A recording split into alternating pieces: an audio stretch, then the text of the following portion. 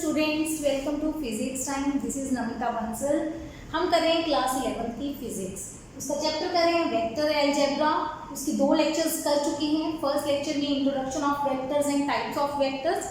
Second lecture में हमने पढ़ा था addition of vectors by parallelogram law. क्या था पैरेललोग्राम लॉ? कि अगर 2 वेक्टर्स को हम 2 साइड्स पैरेललोग्राम की बना दें, ठीक है, P और Q, तो उनका जो रिजल्टेंट है पैरेललोग्राम का डायगोनल होगा, ये रिजल्टेंट होगा। और साथ में हमने कहा था कि दोनों वेक्टर्स सेम पॉइंट से स्टार्ट होने चाहिए और रिजल्टेंट भी उसी पॉइंट से जाता हुआ डायगोनल होगा। तो उस डायगोनल के रिजल्टेंट का मैग्नीट्यूड आएगा, रिजल्टेंट का under root of p square plus q square plus 2pq cos theta. और डायरेक्शन में वेक्टर में 2 चीजें होती हैं, मैग्नीट्यूड और डायरेक्शन। डायरेक्शन कैसे बताएंगे? एंगल से। अब मान लो r p के साथ अल्फा बना रहा है, आप कहोगे नहीं जी मैंने q के साथ लेना है, q के साथ ले लो बीटा। वैसे हमारे पास एक याद रखना, alpha plus beta will be equal to theta. चलो, हमारे पास रिजल्टेंट का हमें डायरेक्शन बतानी है तो हम एंगल निकालेंगे। तो 2 फॉर्मूले लर्न करेंगे, tan अल्फा या tan बीटा। एक ही याद कर लो, सफिशिएंट है। वैसे साइन और कॉस भी है, ठीक है, लिख सारी देती हूँ, लेकिन याद सिर्फ tan अल्फा से काम चल जाएगा। अल्फा एंगल निकालना है। कैसे निकालेंगे? अल्फा किसके साथ बन रहा है? t के साथ। जिसके साथ एंगल बन रहा है उसको नीचे रखना है, जिसके साथ नहीं बन रहा उसको दोनों जगह चिपका देना है कि नाराज ना हो जाएगा। अब बीटा में एंगल किसके साथ बन रहा है? बीटा एंगल, ध्यान रखना एंगल होना किसका चाहिए? रिजल्टेंट का। दोनों फोर्सेस, दोनों वेक्टर्स में से एक के साथ, चाहे p के साथ चाहे q के साथ। तो बीटा एंगल किसके साथ बन रहा है? q के साथ। तो q को नीचे रखेंगे, p को दोनों जगह चिपका देंगे। फॉर्मूला पूरा नहीं हुआ, पूरा फॉर्मूला करवाना है अभी। और साथ में क्या लगाएंगे? क्योंकि tan है, याद करने का तरीका है ये, tan है, tan क्या होता है? Sine upon cos. तो ऊपर लिख दो साइन थीटा, नीचे लिख दो कॉस थीटा। सेम इधर, ऊपर लिख दो साइन थीटा, नीचे लिख दो कॉस थीटा। समझ आ गया? ये tan अल्फा के फॉर्मूले हैं। अगर कभी जरूरत पड़ जाए क्वेश्चन में साइन अल्फा, कुछ न्यूमेरिकल्स आ जाते हैं, साइन अल्फा की जरूरत हो या कॉस अल्फा की जरूरत हो, बीटा वाले अपने आप याद कर लेना, बीटा सेम तरीके से आ जाएगा। साइन अल्फा या कॉस अल्फा निकालने के लिए ध्यान रखो, आपने r से डिवाइड करना है। डेरिवेशन इसकी कल करवा दी थी मैंने, सेकंड लेक्चर देख लो, जो ये आज से लेक्चर स्टार्ट कर रहे हैं तो उसमें आप देख सकते हैं इसको कैसे सॉल्व किया है। तो r नीचे आएगा, साइन ऊपर से उठा लो, q sin theta bye r। cos के लिए नीचे वाली टर्म उठा लो, p plus q cos theta.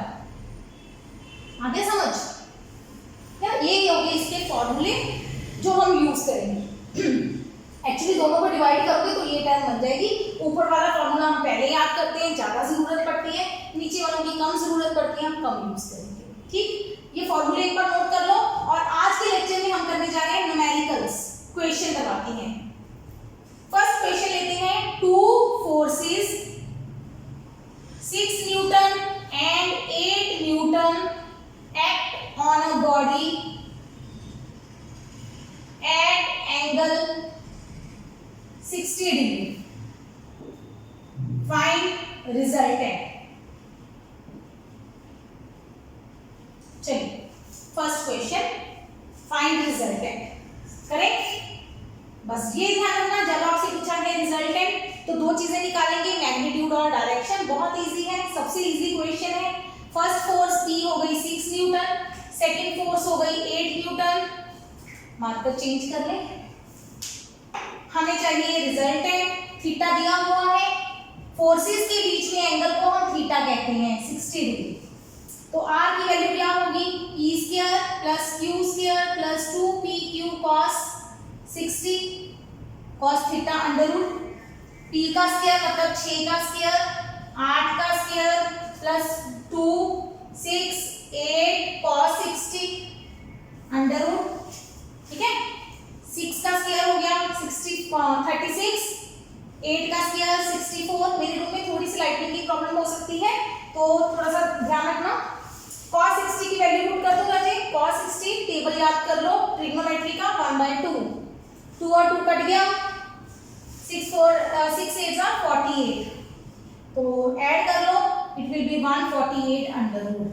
ठीक है, साथ में ध्यान रखना दोनों फोर्सेस आपकी न्यूटन में है तो रिजल्टेंट भी किसमें आएगा, न्यूटन में।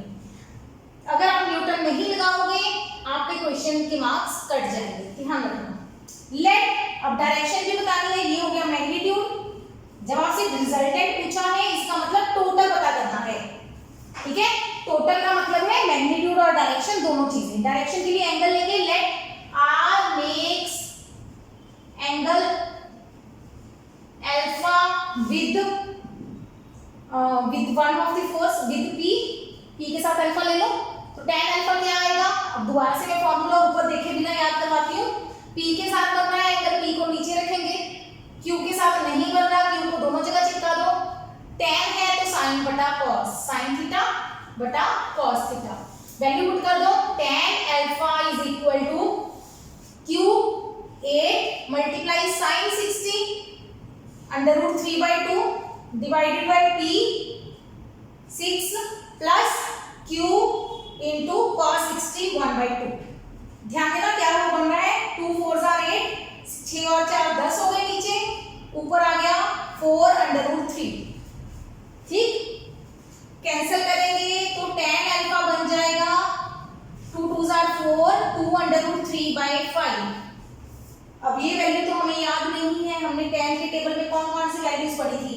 अल्फा के लिए 0, 30, 45, 60 और 90। ठीक है, इनके लिए tan की वैल्यूज क्या थी, 0, 1/√3, 1 √3, इंफिनिटी। यही वैल्यूज थी ना tan की। ये वैल्यू हमने पढ़ी नहीं है, यहाँ पे भी आंसर छोड़ सकते हो या अल्फा लिख दो। ये tan उधर जाके tan -1 पावर लिख देते हैं हम, बटे tan नहीं लिखते कभी भी, ध्यान रखना। tan नीचे नहीं लेके जाएंगे डिनोमिनेटर में, इसको उधर जाके tan -1 करते हैं तो इसको बोलते हैं tan इनवर्स। जरूरत पड़े ये स्टेप कर देना, नहीं तो यहीं तक छोड़ देना भी। यहाँ से हम अल्फा की वैल्यू कैलकुलेट कर सकते हैं। अल्फा निकल जाएगा, निकल ही गया, सिर्फ इसकी वैल्यू नहीं पता हमें डिग्रीज में एंगल में कितनी है, तो ये वैल्यू या तो लॉग टेबल्स होते हैं उनमें भी पता चलती है या कैलकुलेटर की हेल्प से। ठीक है, वो हो सकता है आपको एग्जाम में अलाउ ना हो, सिंपल कैलकुलेटर अलाउड होता है, साइंटिफिक नहीं अलाउड होता, तो हम ये यूज नहीं कर पाएंगे, हम यहीं तक आंसर छोड़ देंगे। समझ आ गया, it was the easiest question. इसी क्वेश्चन को चेंज करते हैं, एक बार इसको नोट कर लो, मैं साइड में हो जाती हूँ, लाइटनिंग की प्रॉब्लम ना आए। ठीक है, पॉज करके नोट कर लिया। अब मैं सेकंड क्वेश्चन करवाती हूँ, इसी क्वेश्चन का एंगल चेंज करके कि एंगल है अब हमारा 90 डिग्री। एक ही क्वेश्चन पे 3 क्वेश्चन हो जाएंगे एंगल चेंज कर करके। ठीक है, एंगल चेंज किया मैंने, एंगल आ गया मेरा 90 डिग्री। ठीक है जी, 90 पुट कर दो, कोई दिक्कत नहीं। चेंज कर रही हूँ इसी को, बाद में नोट करने के लिए जगह दे दूंगी आपको। cos 90 हमारा 0 होता है। ठीक है, बाकी कोई चेंज नहीं आएगी। 0 से मल्टीप्लाई किया, ये टर्म खत्म हो गई, मतलब ये 48 हमारे आंसर में नहीं आएगा। ठीक है, आंसर में क्या आएगा, 100 का अंडर रूट, 100 का अंडर रूट कितना होता है 10, तो रिजल्टेंट आया 10 न्यूटन। समझ आ गया, आगे चलते हैं। इसको एंगल भी निकालना है हमें डायरेक्शन के लिए, यहाँ पे पुट करती हूँ। अब एंगल के लिए देखो, मैं दोबारा यहाँ पे लिखती हूँ, tan alpha is equal to q हो गया मेरा 8 sin 90 divided by 6 plus 8 cos 90। cos 90 is 0, sin 90 is 1, 8 by 6 3 4, तो tan alpha is equal to 4 by 3, alpha is equal to tan inverse 4 by 3। समझ आ गया, ये इसको नोट कर लो, इजी है, आई थिंक समझ में आ जाएगा, कोई मुश्किल नहीं है। तीसरा क्वेश्चन, इसी एंगल को चेंज कर देते हैं, न्यूमेरिकल करवा रही हूँ तो मुझे ये है कि मैक्सिमम क्वेश्चन आज के लेक्चर में मैं करवा दूँ इसके 120 डिग्री। तो 120 के लिए करना कुछ नहीं, मैं साइड में ये ऊपर वाला साफ कर रही हूँ, मैं सिर्फ साइन अल्फा और कॉस अल्फा की वैल्यू समझा देती हूँ आपको, साइन थीटा और कॉस थीटा की। साइन थीटा चाहिए हमें साइन 120, एंगल में इसमें चाहिए होगा sin 120, इसमें हमें cos 120 चाहिए। sin 120 कैसे निकालते हैं राजे? 120 को मैं लिख सकती हूँ 180 माइनस 60। वैसे मैथमेटिक्स की मैंने पूरी वीडियो बनाई हुई है ट्रिग्नोमेट्री में, वहां से जाके ये चीज जरूर सीखो आप प्रॉपर वे से कि कितना कौन सा एंगल कब कैसे निकालते हैं हम। सेकंड क्वाड्रेंट के एंगल, इसको बोलते हैं सेकंड क्वाड्रेंट का एंगल, कल भी समझाया था। आफ्टर स्कूल टू कॉलेज, ठीक है, इसमें सारे positive, sine positive, tan positive, cos positive. ये पहला क्वाड्रेंट होता है, पहला फर्स्ट 0 से 90, 90 से 180, फिर आगे बढ़ता जाता है। अब ये 180 पे साइन साइन ही रहता है, साइन 60 आ जाएगा, 180 गायब हो जाता है, ठीक है। और कौन सा क्वाड्रेंट बना? सेकंड। 180 में से कुछ माइनस किया तो बीच सेकंड वाला आ गया। ये 0 होता है, ये 90, ये 180, ये 270 और ये वापस 360, ठीक है। थोड़ा सा साफ करके दोबारा बनाए, दोबारा लिख देती हूँ ताकि जो स्टूडेंट नॉन मेडिकल के +1 में है उन्होंने तो शायद ट्रिग्नोमेट्री अब तक स्टार्ट कर दी हो, तो उनको तो इजीली समझ आ जाएगा। जो +2 करके रिवाइज कर रहे हैं +1, उनको भी समझ आ जाएगा। थोड़ा सा जो +1 में नए हैं उनके लिए मैथमेटिक्स की वीडियोस देख लो, तब समझ आ जाएगा श्योर। तो ये राशि होता है after school to college, school के बाद हम कॉलेज में जाते हैं। After for all, school for sine, tan और cos।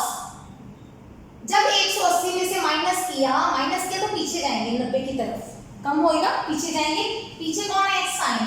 तो साइन हमारा क्या होता है? पॉजिटिव। पॉजिटिव हुआ, साइन 60 की वैल्यू हमें पता है √3/2, ठीक है।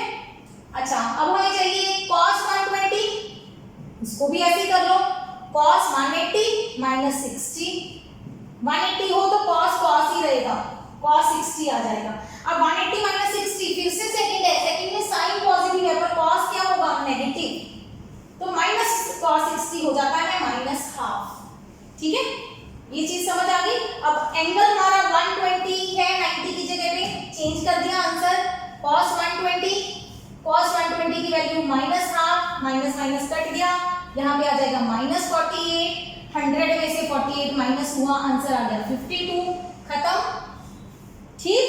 और एंगल के लिए समझ आ जाएगा, ये खुद से करके देखना बेटा, अगर लगे ना फास्ट हो रहा है तो खुद से पहले ट्राई करो, बाकी आंसर तो आप स्क्रीन शॉट लेके या पॉज करके वीडियो को नोट कर लेना। चलो जल्दी से सॉल्व करते हैं। 8 into √3/2 divided by 6 minus 8 into half, 4 हो गया। देखो जरा ऊपर 4 √3 डिवाइडेड बाय 6 माइनस 4 2 √3, तो अल्फा आ गया tan इनवर्स 2√3, ठीक। ये 3 क्वेश्चन हो गए एक जैसे, जिसमें सिर्फ मैंने फोर्सेस के बीच में एंगल चेंज किया। 3 एग्जांपल करवाई है, 60, 90 और 120। वैसे इसके बहुत सारे क्वेश्चन आ जाएंगे, सिंपल क्वेश्चन कर सकते हैं आप, ठीक है। पॉज करो वीडियो को, नोट करो, फिर आगे क्वेश्चन करवाते हैं। नेक्स्ट क्वेश्चन बहुत इजी, बहुत इंटरेस्टिंग क्वेश्चन है, बहुत इंपॉर्टेंट। इसका रिजल्ट हम याद करेंगे, हमारे बहुत जगह पे काम पे आएगा। 2 equal forces have same resultant, मतलब 2 फोर्सेस आपस में बराबर हैं, सेम रिजल्टेंट, उनका रिजल्टेंट भी बराबर है। Very important, very important. पहले क्वेश्चन क्या है? फाइंड एंगल बिटवीन देम, हमें थीटा निकालना है। क्वेश्चन तो हमें क्लियर है, करना कैसे है पहले इसका डायग्रामेटिकली समझाती हूँ, फिर इसको मैथमेटिकली सॉल्व करेंगे। देखो ध्यान से, ये एक साइड, ये दूसरी साइड, ठीक है। ये डायगोनल होता है रिजल्टेंट। ध्यान दो, डायगोनल रिजल्टेंट से बड़ा, सॉरी डायगोनल तो रिजल्टेंट है, रिजल्टेंट दोनों फोर्सेस से बड़ा है, दिखने में लग रहा है, एक्चुअल में भी बड़ा होगा। अब एक चीज मैंने ये बनाई,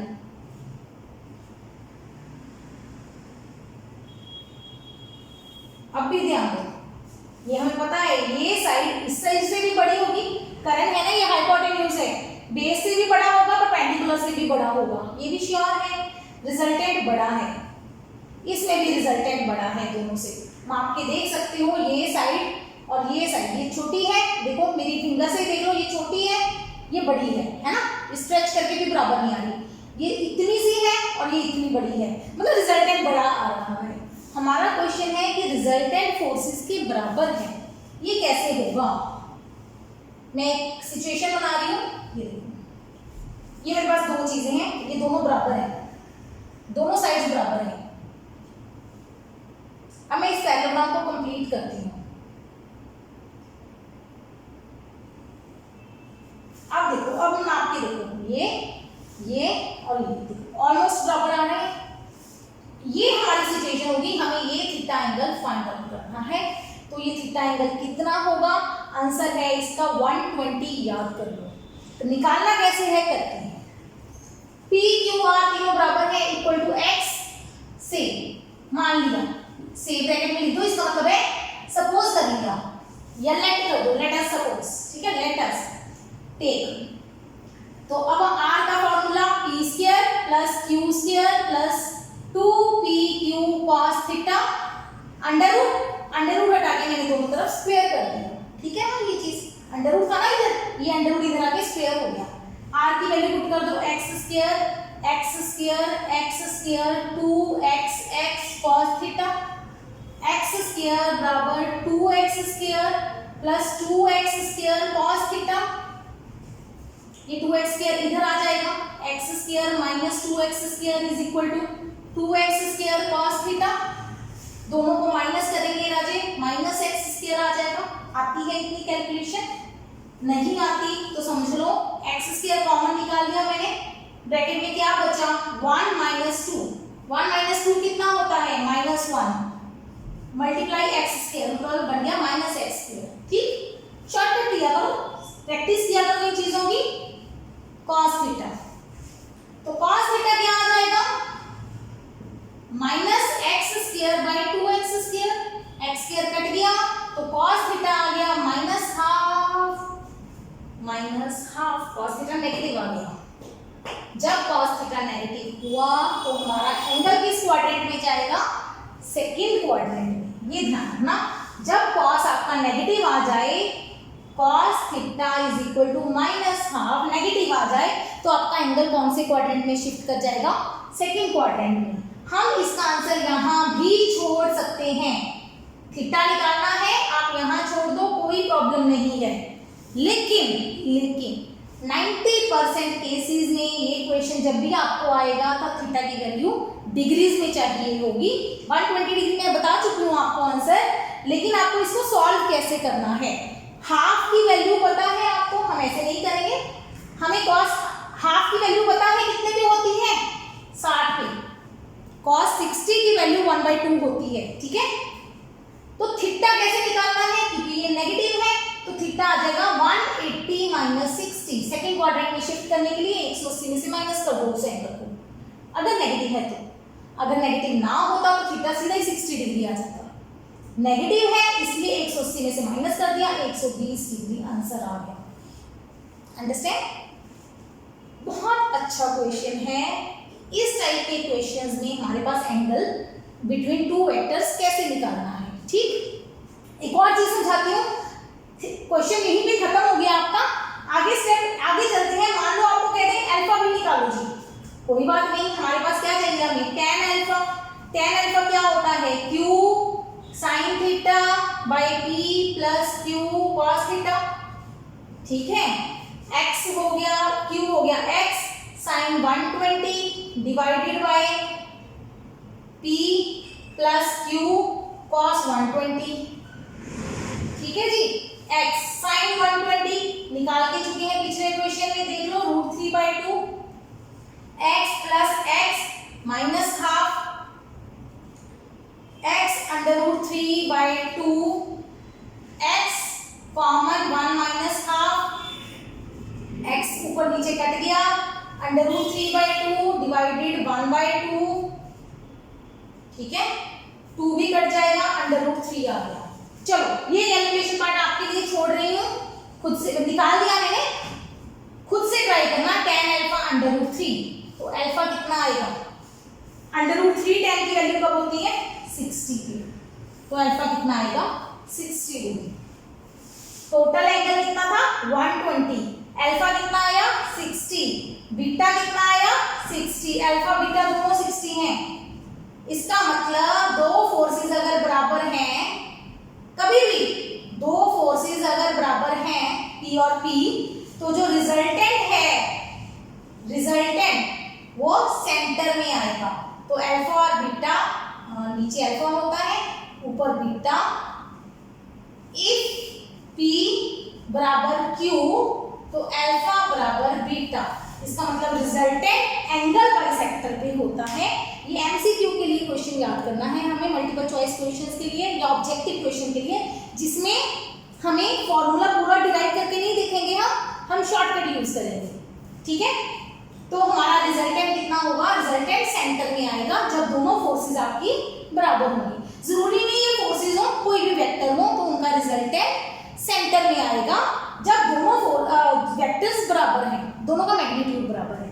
वेक्टर्स बराबर नहीं होंगे, डायरेक्शन अलग अलग है, ध्यान रखना। इक्वल वेक्टर्स में पढ़ा था हमने, मैग्नीट्यूड और डायरेक्शन दोनों बराबर होने चाहिए, तो हम कहते हैं वेक्टर बराबर हैं, इक्वल वेक्टर्स हैं। अभी हम बात करें मैग्नीट्यूड बराबर है, P और Q, वेक्टर नहीं लिख रही मैं, डायरेक्शन अलग अलग है, मैग्नीट्यूड बराबर है, तो रिजल्टेंट सेंटर में आएगा।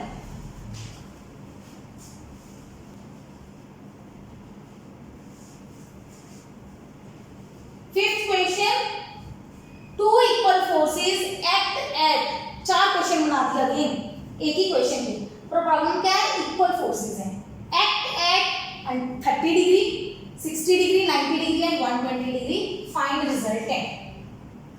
तो P और Q बराबर है, बिल्कुल बराबर है, x ले लो, रिजल्टेंट निकालना है हर केस में। फर्स्ट केस करवाती हूँ, R is equal to P square plus Q square plus 2PQ cos 30,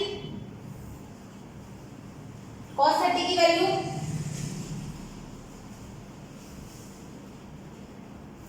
√3/2, ठीक है, 2 कट गया, x स्क्वायर कॉमन, ब्रैकेट में 1 प्लस 1 प्लस √3, √x बाहर आ गया, अंडर रूट में आ गया 2 प्लस √3, कम जरूरत पड़ेगी, याद कर लो। अल्फा निकालोगे, अल्फा विल बी 30 का हाफ 15, क्योंकि अभी पिछला क्वेश्चन किया दोनों फोर्सेस बराबर हैं तो रिजल्टेंट हाफ में आएगा, ठीक। बी निकाल तो खुद सकते हो, इक्वल फोर्सेस के केस में करवा रही हूँ। 60 डिग्री पे x square 2x square cos 60, 2x square हो गया राजे, 2x स्क्वायर ये हो गया, cos 60 इज 1/2, अंडर रूट ये कट गया, 3x square under root 3x। Answer याद रखना है, alpha will be half 30 degree, alpha half होगा। C part, resultant 90 degree angle पे x square plus 2x square cos 90 0 होता है, ये फैक्टर खत्म हो जाएगा, बचा 2x स्क्वायर का under root 2x, alpha 45 degree, half कर दो अल्फा, दो फोर्सेस बराबर हैं, रिजल्टेंट का जो एंगल है वो हाफ होगा दोनों तरफ, एंगल बाइसेक्टर होता है, ठीक। 120 डिग्री पे ऑलरेडी करवा चुकी हूँ, रिजल्टेंट x ही आएगा, पिछला क्वेश्चन है, दो फोर्सेस 120 पे हैं तो रिजल्टेंट दोनों फोर्सेस के बराबर आएगा, और अल्फा कितना आएगा 60 डिग्री। ये क्लियर हो गए? क्यों ना इस आंसर को जनरलाइज किया जाए, नोट कर लो एक बार, रोक रही हूँ वीडियो को, ठीक, पॉज करके नोट कर लिया। अब इसका जनरल आंसर निकालते हैं, 30, 60, 90 वाले आंसर हम याद कर लेते हैं, मैं लिख देती हूँ यहाँ पे √2 प्लस √3x, ये मुश्किल है, 30 वाला नहीं याद कर हो सकता, चलो निकाल दिया है। 60 वाला √3x, 90 वाला √2x, √1x, 60, 90, 120, तीन आंसर हमें जरूरत पड़ती है। एक और रह गया, मुझे 180 भी कर देना चाहिए था, ये कर लो 180 डिग्री। अगर 180 करेंगे, 180 में resultant, yes it is important also,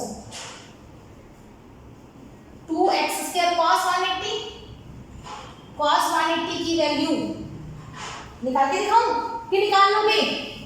cos 180 -1 last lecture में भी किया था, नहीं तो सीधा याद रखो जो जीरो की वैल्यू होती है 180 इसके ऑपोजिट है, जो भी वैल्यू जीरो की है 180 की उसकी नेगेटिव आएगी। sin 0 0, sin 180 चाहिए, -0 मतलब जीरो ही हो गया, तो जीरो में तो फर्क नहीं पड़ेगा। cos 0 1 होता है तो cos 180 -1 होता है। लगा दो जी, x² plus x² plus 2x² into -1, 2x² minus 2x² 0 0 आ गया, रिजल्टेंट 0। 180 के आंसर आ गया 0 0 यानी कि √0 इंटू x, है ना? बन गया ना सीक्वेंस 60 90 120 180 3 2 1 0 हो जाएगा ना? चलो अब इस आंसर को जनरलाइज करते हैं। Two forces at two equal forces at angle theta. Shortcut, theta forces में कोई भी दो फोर्सेस लग रही हैं तो उनका आंसर क्या आएगा? R is equal to x² plus x² plus 2x x cos theta. यहां तक तो पता है ना? 2x² बन गया, ये भी 2x² है। बेटा एक बात और, कई स्टूडेंट क्या करते हैं 2 और 2 4x² cos थीटा आ गया। नहीं नहीं नहीं नहीं नहीं, ये 2x² अकेला है, इसके साथ cos थीटा है, तो दोनों को ऐड नहीं कर सकते, सेम चीजें नहीं है ये। 2x² कॉमन निकाल लो, बचा ब्रैकेट में 1 प्लस cos थीटा।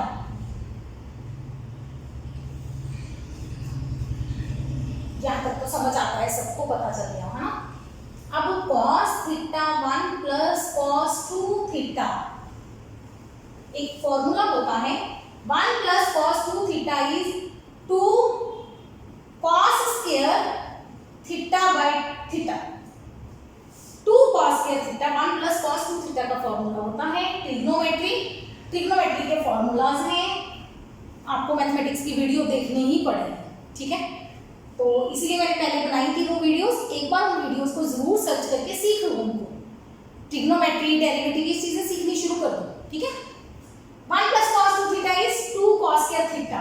तो अगर यहाँ पे cos थीटा आ जाए, मतलब अगर जितना भी ये एंगल है ना, एंगल हाफ हो जाता है, 2 बाहर आ जाता है, 2 बाहर आ जाएगा, स्क्वायर भी आ जाएगा, एंगल हाफ हो जाएगा, ये फॉर्मूला होता है।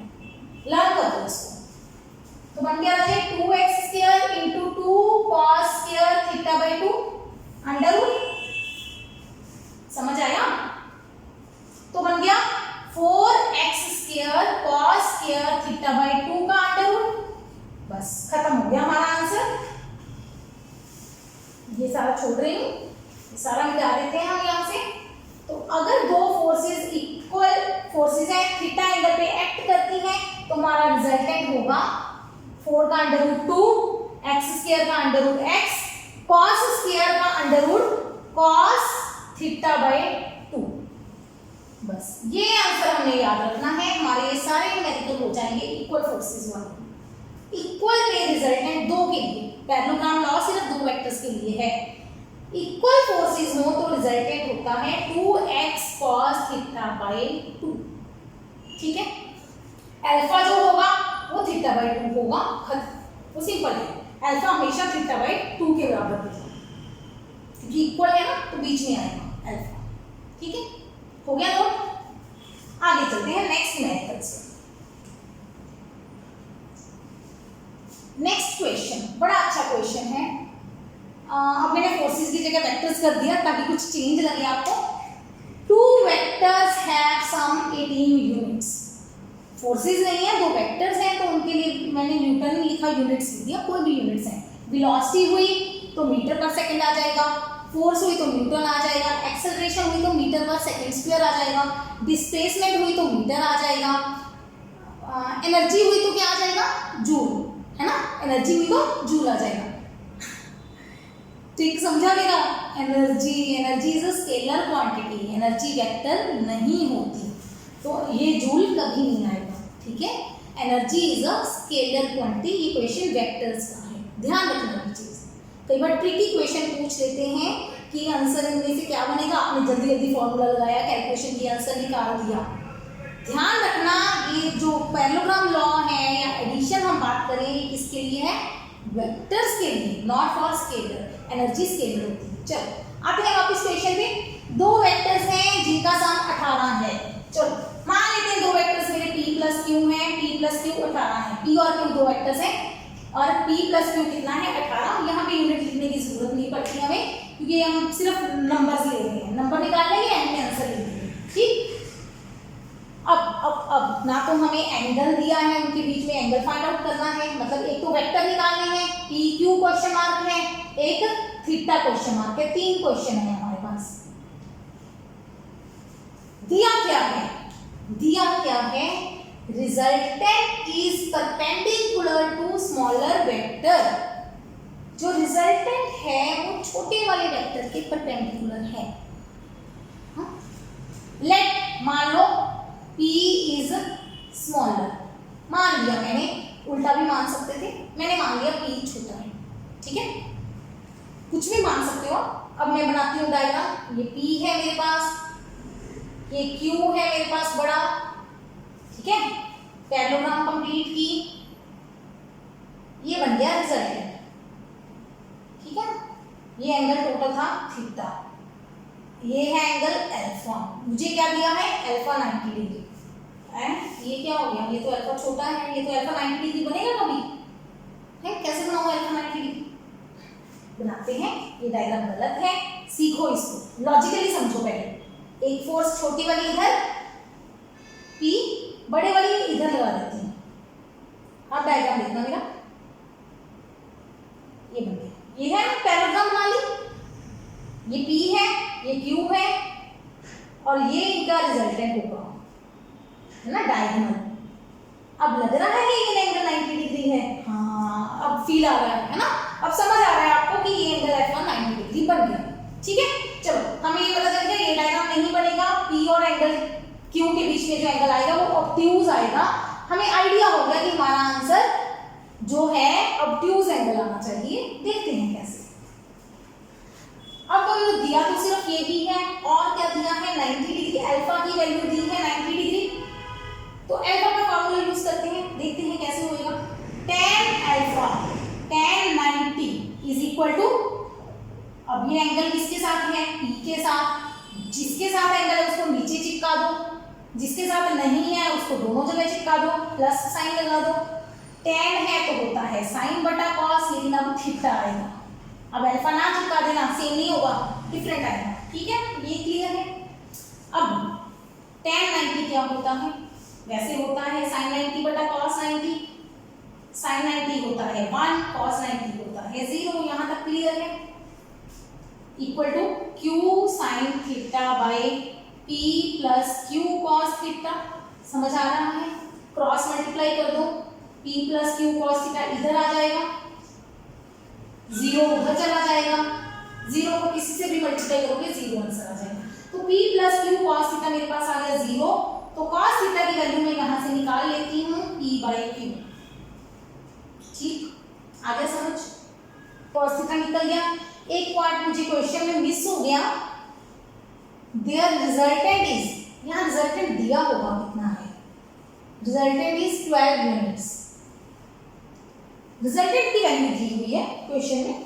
चलो इसको मैं साफ कर रही हूँ यहाँ से,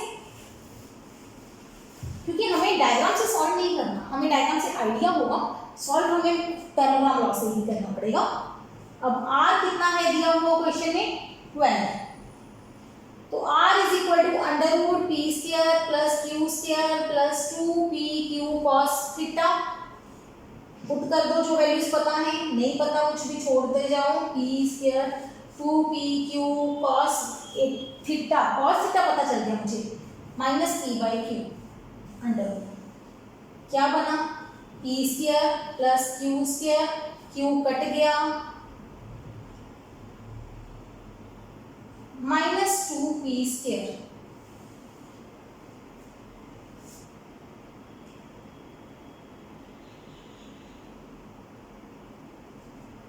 q square minus p square under. ठीक है, ये आ गया, ठीक है, ये आएगा, ये रिजल्टेंट आ गया। अब रिजल्टेंट कितना है 12 is equal to under root Q square minus P square, squaring कर दो 144 is equal to Q square minus P square. अब मेरे पास क्या क्या चीजें आ गई, थोड़ा सा लेंथी क्वेश्चन है। p प्लस क्यू कितना है 18,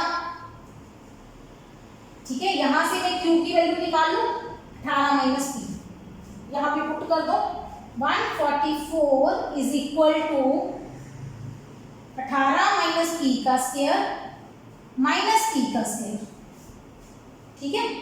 तो 144 इक्वल टू 18 का स्क्वायर कितना होता है 18 square 18 324 minus 36p plus p square minus p square हो जाएगा, p स्क्वायर कट गया, 36p बराबर 324 माइनस 140 माइनस करेंगे माइनस 144 180 डिवाइडेड 36